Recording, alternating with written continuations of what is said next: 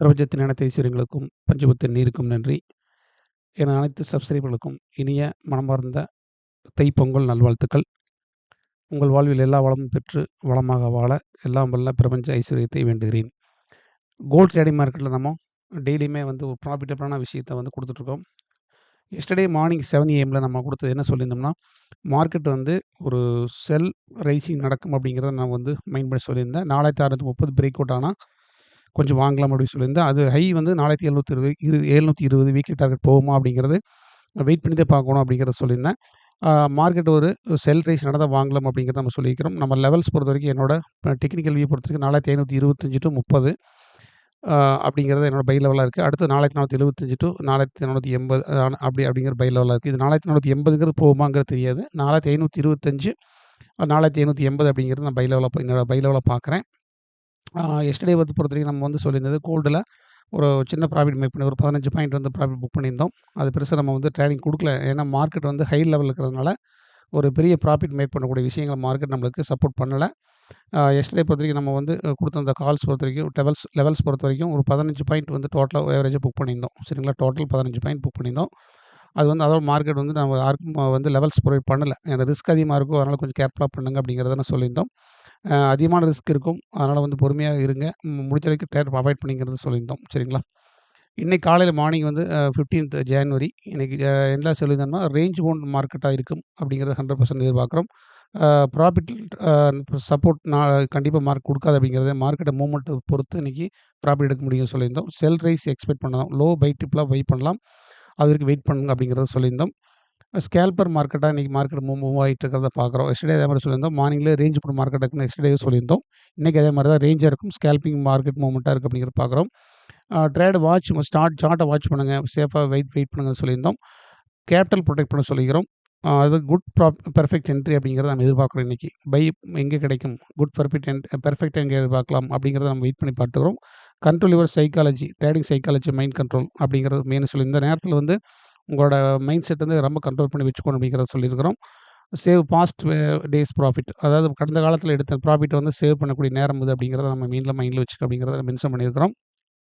Risk trade today small risk நீங்கள் எடுக்கலாம் அப்படின்னா 4600 4525 வந்தால் என்ட்ரி எடுக்கலாம் அப்படின்னு சொல்லியிருந்தோம். இது கண்டிஷன் நான் இன்னும் கன்ஃபர்மேஷன் பண்ணல. ஓகேங்களா, நியூ ட்ரேடர்ஸ் ஒன்லி வாட்ச் பண்ணுங்கள், நோ ட்ரேட் அப்படிங்கிறத மென்ஷன் பண்ணிக்கிறோம். சரிங்களா, இன்றைக்கி மார்க்கெட் இன்ட்ரேடில் எப்படி இருக்கும், டுடேயில் லெவல்ஸ் கோல்டு 2% செல் ஆகுமா அப்படிங்கிறத எதிர்பார்க்குறேன். ஓகேங்களா, இன்னைக்கு ஈவினிங் வரைக்கும் 2% செல் ஆகுமா அப்படிங்கிறத நம்ம எதிர்பார்க்குறோம். எப்படி போகுதுன்னு பார்த்துட்டு இன்றைக்கி அனலைசிஸ் பண்ணிடுவோம். ஈவினிங் பொறுத்த வரைக்கும் மார்க்கெட்டு 6 AM 7 PM வரைக்கும் எப்படி இருக்கும் அப்படிங்கிறத நம்ம பார்க்க போகிறோம். அது அடுத்து மார்க்கெட் பொறுத்த வரைக்கும் ஒரு செல் ரைஸில் தான் இருக்குது. வீக்லி லெவலை பொறுத்த வரைக்கும் பார்க்குறோம், செல் ரைஸில் தான் போயிட்டுருக்கு. அதனால் எல்லா ட்ரேடர்ஸுமே நான் கைண்ட் அட்வைஸ் பண்ணுறது பார்த்தீங்கன்னா, உங்களுக்கு பொதுவாகவே மார்க்கெட் ஹை ரேஞ்சில் இருக்கிறதுனால உங்களுக்கு பெருசாக மார்க்கெட் மூவ்மெண்ட் கொடுக்காது. அதனால் மார்க்கெட் பை டிப் அப்படிங்கிறத லோ மோடாக தான் வாங்கணும் அப்படிங்கிறத எதிர்பார்க்குறேன். என்னோடய இன்ட்ராடே லெவல் பொறுத்த வரைக்கும் 15 மினிட்ஸ் வச்சு பார்த்துக்கலாம். இன்ட்ராடே லெவல் பொறுத்த வரைக்கும் பார்த்தீங்கன்னா, மார்க்கெட் ஒரு ரேஞ்ச் போட்டு தான் ட்ரேட் ஆகுது. சரிங்களா, அதனால் ஒரு பைக்கோ செல்லுக்கோ ரெண்டுக்குமே சப்போர்ட் இல்லாதனால இருக்குது.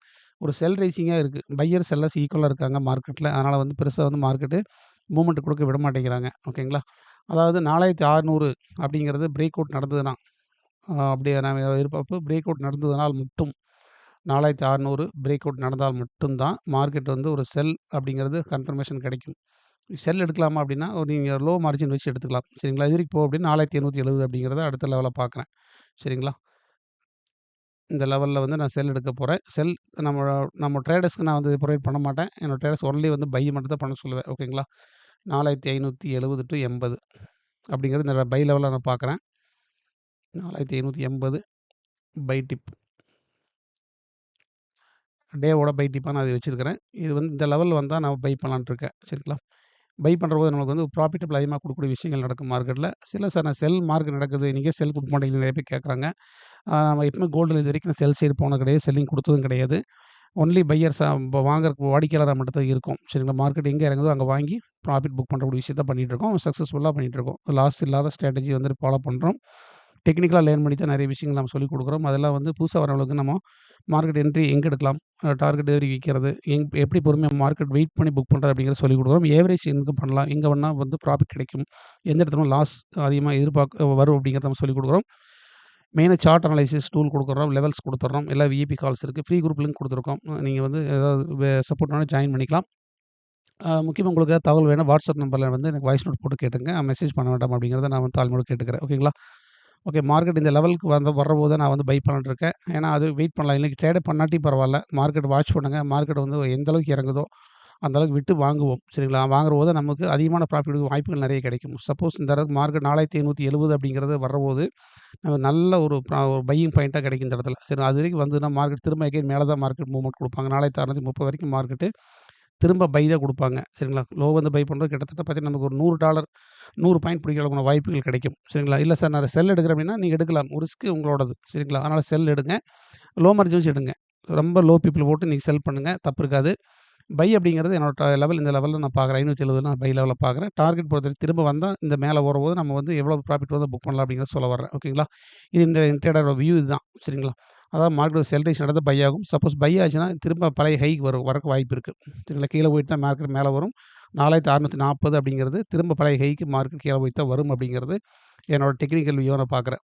4640 அப்படிங்கிறது தான் பழைய லெவலா இருக்கு. சரிங்களா? இந்த லெவல் வந்து ரொம்ப ஸ்ட்ராங் சப்போர்ட்டா இருக்கு. இதுக்கு மேல மார்க்கெட் பிரேக் அவுட் ஆனா மட்டும் தான் நியூ ஹை போறக்கு வாய்ப்புகள் இருக்கு. இந்த மாசத்துல. ஓகேங்களா? இந்த மாசம் 4720 அப்படிங்கிறத நான் மென்ஷன் பண்ணியிருக்கிறேன். 720 போகும் அப்படிங்கிறது மார்க்கெட் கீழ இறங்கி, இறங்கி ட்ரேட் ஆகி தான் மூவ்மெண்ட் குடுப்பாங்க. அதில இன்ட்ராடேல வந்து நம்ம வந்து எப்படி ப்ராஃபிட் புக் பண்ணலாங்கிறத பார்க்கணும். நீங்க மந்த்லி, வீக்லி பார்த்தோமே நம்ம இன்ட்ராடேல வந்து 15 மினிட்ஸ்ல வச்சு நம்ம எந்த மாரி ப்ராஃபிட் எந்த இடத்துல எடுக்கலாம் அப்படிங்கிறது நம்மோட முக்கியமா பாதையா இருக்கணும். என்ட்ரி லெவல் கரெக்ட்டா இருக்கணும். எக்ஸிட் ஆகணும். திரும்ப மார்க்கெட் வந்து ஒரு செல் ரேஷ் நடந்தா ஏவரேஜ் பை பண்ணணும். இதுதான் விஷயம் மார்க்கெட்ல. அத விட்டு போட்டு லாங் டேர்ம்ல பார்க்குறது, ஹோல்டிங் பண்றது அப்படிங்கிறதெல்லாம் கொஞ்சம் ரிஸ்க்கான நேரமா இருக்கு. அதனால அத அவாய்ட் பண்ணிக்கங்க. இன்ட்ராடே பொறுத்தவரைக்கும் மார்னிங்லேருந்து 4:30லேருந்து market evening night midnight 2:30 வரைக்கும் மார்க்கெட் ரன் ஆகும். அதனால அந்த டைம்ல வந்து நம்ம எந்த அளவுக்கு ப்ராஃபிட் இருக்குமோ அந்த அளவுக்கு எடுத்து நம்ம சேவ் பண்ணி வெளிய வந்துறது புத்திசாலித்தனமா இருக்கு கோல்டு மார்க்கெட்ல. லேர்ன் பண்ணிக்கங்க. சார்ட் அனலைஸ் பண்ணுங்க. ஏதாவது சப்போர்ட் டிஸ்கிரிப்ஷன்ல நம்பர் இருக்கு. வாய்ஸ் நோட் போடுங்க. கண்டிப்பா நம்ம சப்போர்ட் பண்றோம். ஈவினிங் செஷன்ல 7 பிஎம்ல மார்க்கெட் எப்படி இருக்கு அப்படிங்கிறத நம்ம அடுத்த இதுல பார்த்துருவோம்.